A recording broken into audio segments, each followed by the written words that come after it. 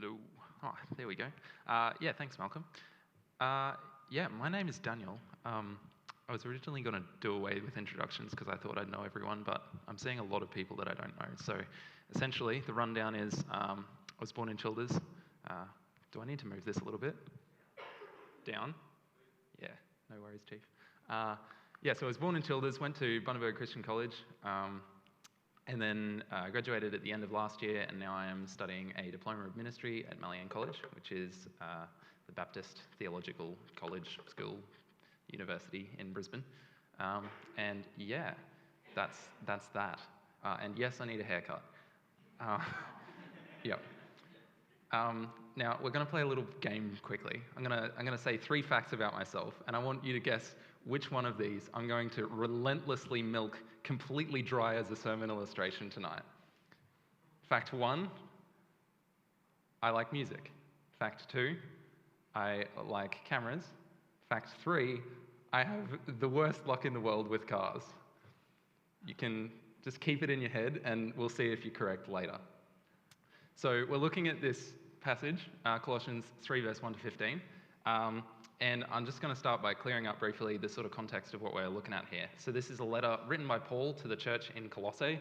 Colossae, yeah, which is that little yellow one there. This wasn't a church that Paul started, but it was started by his mate Epaphras, I think. Is that right, Nick? Yeah. Yeah, Epaphras. So we don't really hear much about Epaphras, but he's mentioned one other time in Philemon, so we think he's probably that guy. And so he was imprisoned with Paul a little bit later, so they were probably good mates. And that explains why Paul's writing a letter to this church in the first place. But this church is one that has a bit of a problem. The problem that prompts Paul's writings here is not one that's particularly unfamiliar to us, although it took a slightly different name. The church was suffering from Hellenism. Now, I'll explain what that is. At the end of the 4th century BC, we had Alexander the Great. He was cruising around and spreading sort of Greek ideas all the way from India through to Egypt. And the Jews were not exempt from this at all, with the Greek influence even causing them to translate the scriptures into Greek. And we now know that as the Septuagint. Yeah, that's it. The problem was that these Greek ideas often came with this idea that you needed to appease other things than God, that God wasn't the be-all and end-all. And so the Greeks had, hundreds of gods which they'd worship, and they'd pretty much worship anything that moved and a lot of things that also didn't. And the Jews were trying to worship one God, and then the Christians came in and said that, God, Jesus, and the Holy Spirit, God the Father, Jesus, and the Holy Spirit are all God. And so then everyone was like, hey, now you're teaching polytheism. That's 3 gods, but they're actually one. And so everyone's really confused because they're like, are we worshipping all the gods or one God or no gods? Or, didn't really know what was going on. And then a heap of the Gentiles were claiming that dead people, like their ancestors, had spiritual powers and all this. And so they were like trying to get in contact with them. And it was just a big mess. And so Paul's trying to like straighten out what's going on here. But the issue here was that the church was still worshipping Christ, but they were worshipping a heap of other things as well because they didn't really have it straight in their head what they were meant to be worshipping. So they really had this goal of finding fullness of life through whatever means it was, and they thought that elevating their thinking or like secret knowledge and all of these things would show them things that other people didn't know, and this didn't always involve turning to Jesus. So the Colossians had this mess of beliefs culminating in an attitude where Jesus Christ was not unique and was in some ways not enough to save the Colossians, but they still worshipped him as well. So Paul finds it essential to address these issues and reaffirm the truth. That is, Christ has delivered the believers from the kingdom of darkness into the kingdom of the Son.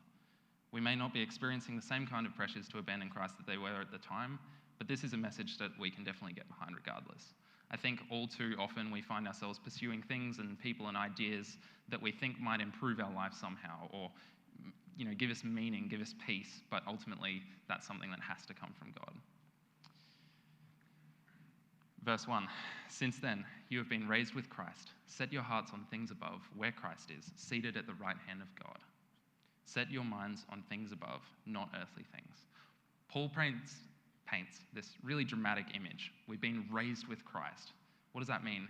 He's not talking about us being physically raised up with Christ in the resurrection that's to come, but he's talking about joining this idea of a new humanity in the resurrection with our current humanity, our current how we live at the moment, and this idea of living in the present in the light of the resurrection. That is, in awareness of the resurrection that is to come. What he's trying to teach the Colossians is something that we still don't do all that well. Paul's trying to say that we need to focus our hearts and minds on Jesus in his divinity, in his holiness, to live as the sort of person that we'll become, that we look forward to. We're to live as if the new creation has already come and Jesus has raised us up physically. I don't know about you, but I think that's pretty exciting, that we can live in the world now with our hearts and minds focused on Jesus, the one who unites heaven and earth together as God made in human flesh, in such a way that we see the very kingdom of heaven unfolding in front of our eyes. Here we go. So about 7 weeks ago, I bought a car. My old one had kind of gotten to a point where I couldn't fix it anymore, although I'd tried, and many of you will know just how hard I tried. And so I had to get rid of it, and so I bought one that I thought was going to be the good one. It was going to be the one that would last for like 5 or 10 years. It was going to be the one that would stay. And yeah, I thought it was going to be great. Fast forward 5 weeks. Yep, just 5 weeks after I bought this thing, I was on my way to uni, and I tried to take off from a T intersection, and the car stalled, and it wouldn't start again. Fast forward to later that day, I took it to a mechanic, and they suspect the timing had jumped, which many of you might know that means the engine will seize, most likely. And that's pretty much the worst thing that can happen to an engine. It's pretty much dead. There's not much you can do, short of rebuilding the whole thing, which is a massive job. So the reason I'm telling you this story in particular is because that day was pretty terrible. It came at the worst time, like 5 weeks. It was like this new car that, well, it's not new, but, new to me, a car that I'd spent a significant amount of my savings on, and I thought it was going to last me a long time. And then, just like that, those plans, along with the car, came to a grinding halt. Literally grinding, because the engine was seized. Anyway, it's fine. At that time, I kind of thought, God, what are you trying to teach me through this? What's the goal here? What are we doing? What purpose could you possibly have for me through this series of really unfortunate events? How can I learn through them? To be honest, I don't really fully know what that was. But what I do know is the next day as I started to write this sermon, a few things clicked in my head about what this verse might mean in my life. Because when I started to try and set my heart and mind on Christ and live not just in the knowledge of the resurrection, but also in response to the resurrection, as I delved into this passage, my whole outlook changed. Because I realized that maybe God was actually blessing me after all, despite my unfortunate circumstances. Firstly, the car broke down at a T intersection, right next to a tyre shop, who were able to come out and help me figure out what was wrong and help me try and jumpstart it and figure out that was, not going to work. As opposed to it breaking down on the 4-lane highway that I'd just come off in peak hour. It could have stopped anywhere, and it did so in a spot where I could literally just roll backwards off the road into the gutter. Not only that, but the day that my car broke down, one of my friends in Brizzy was flying out to Rockhampton, and I was able to borrow their car for almost a week, which helped me just sort of sort out what I was doing. And then not only that, but one of my family members back in Bundy was able to offer me a car to use for a little while I try and get back on my feet in that way. So yeah, maybe my circumstances weren't so great, but it could have been a lot worse. Like, I missed one work shift because I couldn't get there, but I just spent that time writing assignments, so it was good. Yeah, so when the circumstances get bad, if you align your heart with Christ, sometimes it just sort of changes your outlook a little bit, I think. The next verse 3, says, "First we died, now we are hidden with Christ in God." Imagine if we actually lived like that. Like, if we actually lived like we were hidden away with Christ, being sustained and fed by him continuously. The image that we get here is one where we're like covered over, protected by Christ, like he's a roof over our heads. Imagine if we lived like that, such that, even if there's a hailstorm going on, we don't have to be afraid because we're under the roof. Like, we don't have to be scared to stand up or like take our hands off our head because there's a roof there. Like, imagine if we actually lived unafraid because we've got that protection. Imagine if we shared the gospel like we had that protection. If we're truly hidden away in Christ, there shouldn't be fear. If we're hidden, protected, safe, we have no reason to be afraid of our circumstances because they're already handled, right? Are we really reflecting, are we really responding to our circumstances in a way that reflects that? So I think being on God's side is about aligning ourselves with one who's present in our struggle, but also who protects us, who understands the pain of our mortality and our frailty, who entirely being holy and entirely God in a dazzling and spectacular manner. The next thing that Paul addresses is the other side of this coin.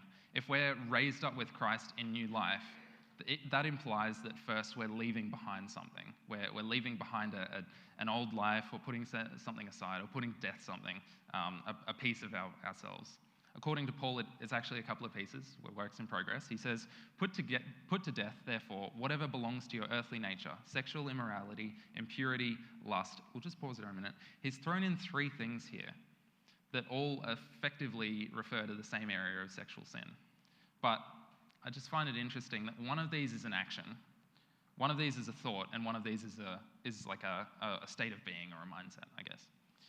So I think what Paul's trying to get at here is that we're not simply to stop acting in a particular way or stop thinking in a particular way, but it's like an entire paradigm shift to the point of influencing the very core of our being, who we are as a person, through every facet of our existence, from thought, action, and very nature. What a concept. So maybe this whole thing's a little bit more transformative. Second half, evil desires and greed, which is idolatry. We're putting these things to death. I think we sometimes miss this. Greed is putting something else before God, making it the object of our affection, our desires. It's idolatry. I think it's pretty easy to view something that we want as simply something that we want. And then when that becomes greater than the one that we claim to follow, it's sometimes really hard to acknowledge that.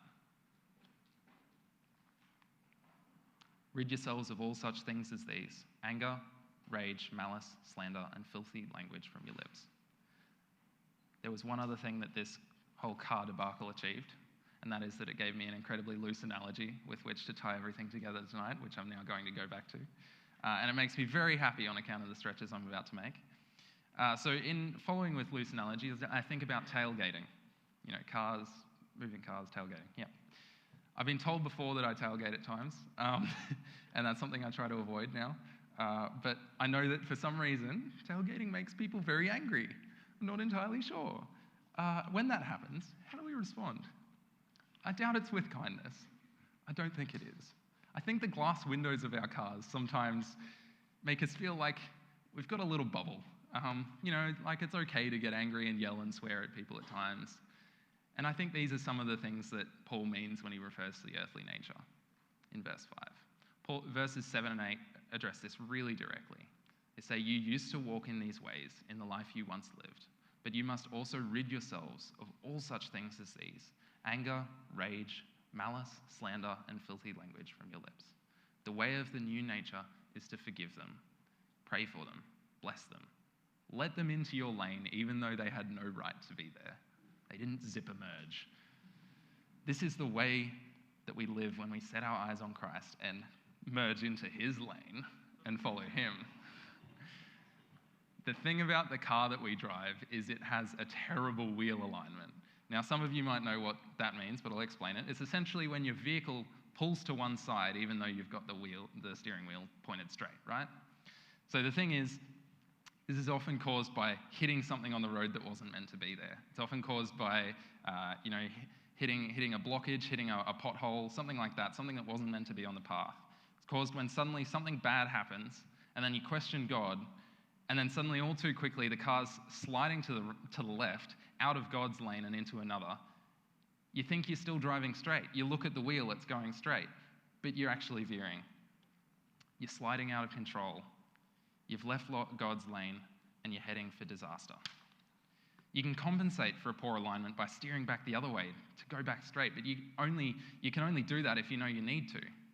If you see that you're going down a different path to God and the one that you thought you were going down. So we've got to be really careful to just, be in tune with the Holy Spirit and be aware of that so that we can steer ourselves back into God's lane when that happens. because otherwise we find ourselves in the wrong lane heading for a place we don't want to go. If you've ever tried to go to Brisbane, you take the wrong exit, you end up, I don't know, Gayndah. Who wants to go there? You can't stay in that lane that you've merged into, because eventually at some point it's going to end. We see signs telling us to merge back into God's lane, but if we choose to stay in the other lane, we're eventually going to run out of road or fuel. In my car story earlier, now we're on stage 3 of the car inception here. In my car story earlier, the engine stopped working. It didn't just stop working because it ran out of fuel or something, but something went wrong internally to damage the entire function of all of the components inside, from the camshaft to the pistons to the valves, everything. And in a way that's going to take days and days of careful repair by a specialist, because all the parts didn't work together as they were supposed to, and everything went wrong. For an engine to work, it has to work together. Here there is no Gentile or Jew, circumcised or uncircumcised, barbarian, Scythian, slave or free, but Christ is all and Christ is in all. The thing about being hidden with Christ and driving in his lane is that it's inclusive. As I said, we've got to let those other people in behind us. We're Western Christians, most of us. We have literally no claim to anything. We're the Gentiles. We're not Jews. We don't live in the promised land. People don't deserve to be merging. We don't deserve to be merging into God's lane. And sometimes people get angry at us for it. But yet we can still wholeheartedly say that we're in God's church and we're adopted by Christ and we're loved as part of his family.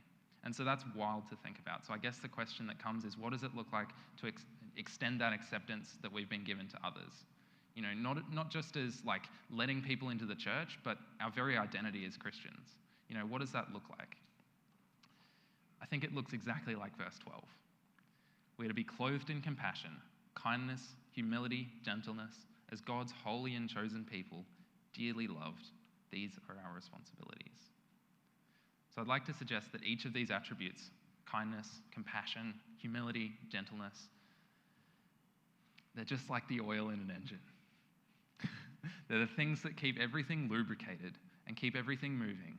Without oil, the engine will seize, the heat will weld it all together, and the metal on metal won't be able to move anymore.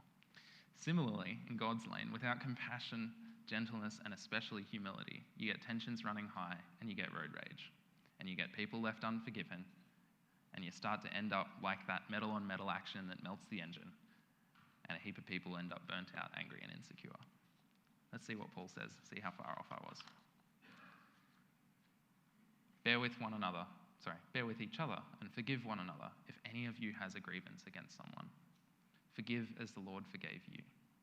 So I think my metaphor is still standing somewhat, which is genuinely a miracle at this point. If we're going to be on a team together, we have to forgive. The engine needs lubrication if it's going to keep on spinning. Trust me, you won't be going anywhere without oil. You can ask the gearbox on my first car if you want to know any more about that. Forgiveness is that oil that, allows for imperfection. When two parts are not quite right and there's friction there, forgiveness is able to get in between that and restore relationships, bringing freedom and keeping everything running smoothly.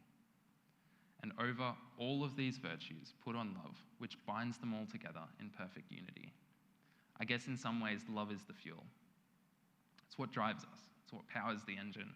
It's what allows the driver, which in this case is Christ, to go where he wants to make those decisions, to lead us. Not just as the people of God as a whole, but also individually. Without love, a car is functionally useless. Well, without fuel, which is love. It's not going anywhere. It achieves little purpose without that objective. Most people can't even sleep in them. They're too small. So for the engine to keep running and actually produce power to keep the car moving, it needs to function as it was designed, without being distracted and losing energy on things that will ultimately harm it, but instead being single-minded in following the Lord and setting that focus on things above. Imagine if the church was able to be even half as efficient as this. Imagine what we might be able to achieve. Finally, verse 15. Let the peace of Christ rule in your hearts, since as members of one body you are called to peace, and be thankful. When the engine all works together in harmony, ruled by the driving of Christ, powered by love, lubricated by compassion and humility. The car just works. When the engine doesn't work in harmony and something snaps, then I can tell you it's awfully hard to go anywhere.